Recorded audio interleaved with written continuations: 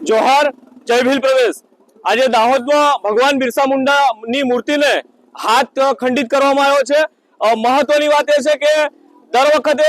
આદિવાસીઓના જે ક્રાંતિકારીઓ છે, મહાપુરુષો છે, એને જ વારા ઘડીએ કેમ ખંડિત કરવામાં આવે છે અને પ્રશાસનને અમે રજૂઆત કરીએ છીએ કે 24 કલાકની અંદર આ મૂર્તિ નવી અમને પ્રસ્થાપિત કરી આપવામાં આવે, નહીં તો આવનાર સમયમાં અમે આંદોલન સાથે અહીંયા ઉગ્ર વિરોધ કરીશું। બીજી વસ્તુ કે જ્યારે પણ આદિવાસી ક્રાંતિકારીઓને આવી રીતે ખંડિત કરવામાં આવે છે ત્યારે દર વખતે એવા બાના આવી જાય છે કે વ્યક્તિ અસ્થિર મગજનો છે, તો અસ્થિર મગજનો કઈ રીતે છે? એની કોઈ મેડિકલ હિસ્ટ્રી છે, એને કોઈ દવા ચાલુ છે અથવા ડોક્ટરે એની તપાસ કરેલી છે તો એની પણ વિગતે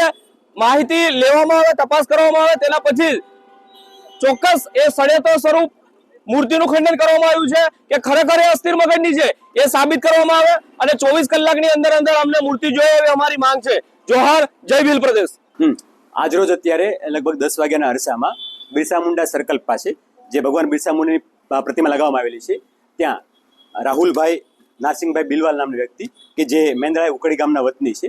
અને થોડા મેન્ટલ રિટાયર્ડ પણ છે, તેમના દ્વારા મૂર્તિ સાથે છેડછાડ કરતા મૂર્તિનો હાથ ખંડિત થયો હતો કે જેમને આદિવાસી સમાજના આગેવાનો અને પ્રશાસન સાથે મળી અને અત્યારે ઠીક કરી નાખેલો છે અને મૂર્તિને પુનઃ જે અવસ્થામાં છે ત્યાં સ્થાપિત કરેલી છે અને જે આ